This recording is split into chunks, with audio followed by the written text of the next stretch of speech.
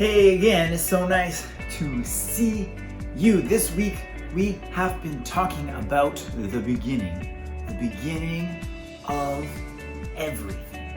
And before we get into it, I want you to take a moment and just think of something that is very valuable to you. What is the thing? If your house was on fire and you can only save one thing, don't say, let's just pretend your parents and your pets and everything like that has already escaped, and you're gonna grab one of your favorite things that you could say. What would it be? Maybe you can comment down below, let me know. But all of us, we have things that are very important to us. And when something is important, we want to keep it safe.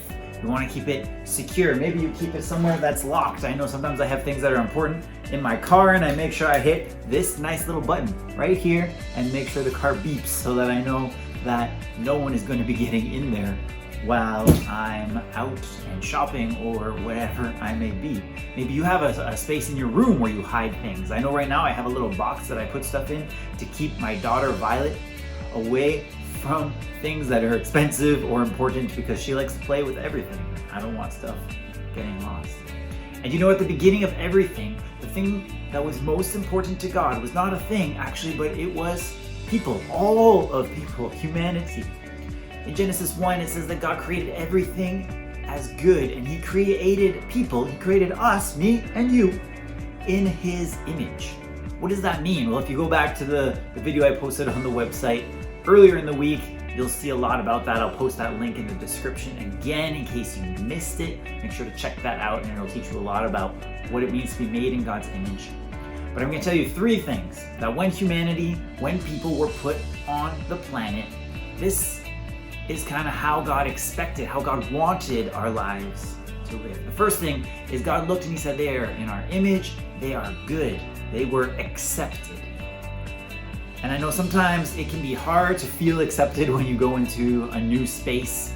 Being accepted is something we all want. Hopefully you have friends where you can just be, and you know, even if you do something ridiculous, like shoot them with a Nerf gun, they're gonna laugh it off, and even if they're a little annoyed, you'll all go on and you'll still be friends because they accept you for who you are. And I have a couple of friends who are like that, and I appreciate them more than anything. But sometimes you're in another space and you're a little more afraid. What can I say? What can I not say that might let me not be accepted in this group anymore? If I said this, or if I did this, or if they knew this thing about me, would they still accept me? So the first thing, Adam and Eve, in the beginning, they were accepted by God exactly how they were. And that is what God wants for all of us. The second thing is they were needed. I think sometimes when we think of like heaven, we picture just kind of lounging on a cloud and being lazy. But Adam and Eve weren't created just to relax. It wasn't like God was just like, hey, welcome to the planet. You get to just hang out and do nothing. Hope you enjoy life. No, they had a job to take care of the plants that made fruit, to take care of the animals. And when we get to heaven, God is going to want us to partner. And even today, when we follow Jesus, God wants us to do things that actually help to make the world more like He wants it to be. You know that you are needed. God needs you to help with His mission. That's why He put us all here. That's why He calls us through Jesus, so that we can continue to partner with Him, just like Adam and Eve did in the garden at the beginning of all things. And the third thing, which we talked about up at the top, is they were safe. They didn't have to worry about being eaten. They didn't have to worry about not having enough food. They could just pick things off the trees. But there was one thing God said not to do. He said, do not go and pick this fruit from this tree, because it will give you knowledge about what is good and what is evil. And that is only for God to know, for God to decide what is good and what is evil. But they were tricked, they were deceived. They decided, you know what, maybe God doesn't know. And as they took the fruit and ate it, they became aware. And all of a sudden, they were no longer accepted by God. They had to leave the garden. The partnership, the ability to be productive in life and to partner with God, that they were needed by God, that was broken. And the job that they had to do was no longer able to be done, and they were no longer safe.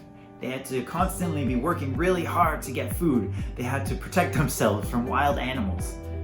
Some of you might be saying, Pastor Zach, they ate an apple, not a banana. You don't know that. The Bible doesn't actually say.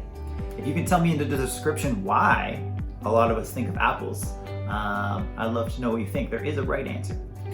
But as they picked that fruit, it changed their entire function as a human. And when Jesus came and he died on the cross to pay the punishment for sin, to do battle with sin and to come out victorious, he made an opportunity for me and for you to go back to doing life the way God wanted us to be accepted by him, to be accepted by one another, to be needed, and to live life with a purpose so that we can actually do something really cool by following Jesus and doing what God is asking us to do and impacting the world. And we are also going to be safe. And maybe not right now and everything, but in eternity we will be safe because we will be with God in a state of peace and just hanging out, but still being able to be productive and to do some really cool things. So keep checking out these videos. I'd love to see all of you Thursdays on Zoom, and Sundays. Make sure to register and come see me in the factory. And we'll see you all soon. Bye.